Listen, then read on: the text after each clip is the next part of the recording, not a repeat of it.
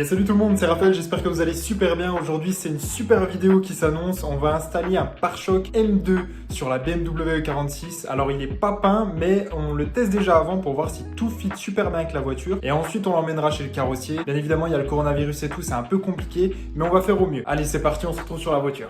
Pour cette opération, on va devoir changer les deux pattes de fixation. Normalement, elles sont fournies avec le pare-choc. Je vous mettrai en tout cas un lien dans la description pour avoir le pare-choc. Il y aura deux anti-brouillard de fournis. Normalement, avec, ils vous donneront les deux caches d'anti-brouillard, la grille et puis le cache pour la barre de remorquage. Allez, c'est parti. En dessous du pare-choc, de chaque côté, on a deux grosses vis et il faut enlever les caches de pare-boue en dessous pour que le pare-choc y vienne. Il faudra juste tirer dessus et puis ça sera tout bon.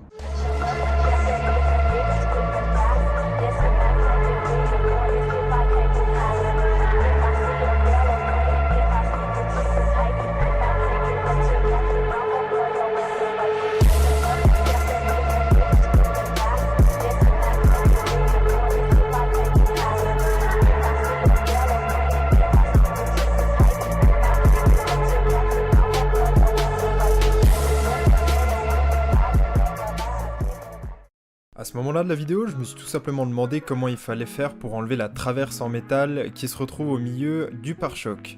Il y avait aussi le klaxon sur la gauche et le klaxon sur la droite. En fait, il y a deux petits klaxons à enlever. Il y a des petites vis du coup à dévisser, tout simplement. Et pour la traverse, ça a été vraiment plus compliqué parce que tout est agrafé sur le pare-choc. C'était un petit peu la merde. Et quand tu connais pas, eh ben forcément tu casses des choses. Donc j'ai cassé pas mal d'agrafes. Si jamais vous voulez monter ce pare-choc-là, il faudra absolument commander des agrafes pour ce type de pare-choc-là. Je mettrai un petit peu dans la description ce que j'ai commandé personnellement. J'attends toujours de les recevoir, mais en attendant, j'ai réussi quand même à monter le pare-choc avec quelques-unes des agrafes. Et de toute façon, il partira en peinture, donc en attendant, il fallait pas super bien le fixer pour que le carrossier démonte proprement le pare-choc. Il y avait vraiment pas mal de petits trucs à enlever sur l'ancien pare-choc, donc si jamais, le meilleur des conseils que je peux vous donner, c'est de tout enlever et après vous remettez ce que vous voulez sur le nouveau. Là, tu es en train d'assister au démontage des supports du pare-choc, c'est tout simplement ce qui va tenir le pare-choc. Alors je sais, je le fais vachement bien, je suis vachement beau gosse là-dessus, mais regarde bien, au moins ça va t'aider un petit peu si tu veux le faire.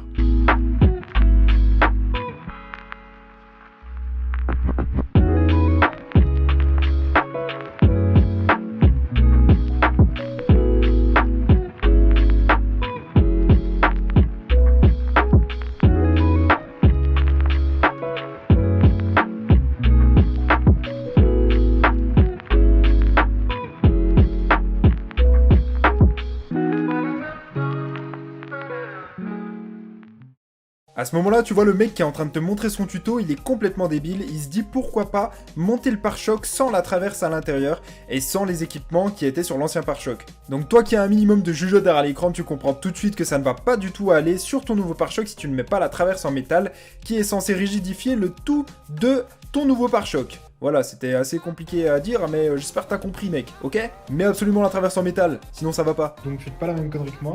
Et là, je suis en train de regarder pour justement tout fixer, parce qu'en fait, il y a des clips là. Vous voyez, il y a un clip là.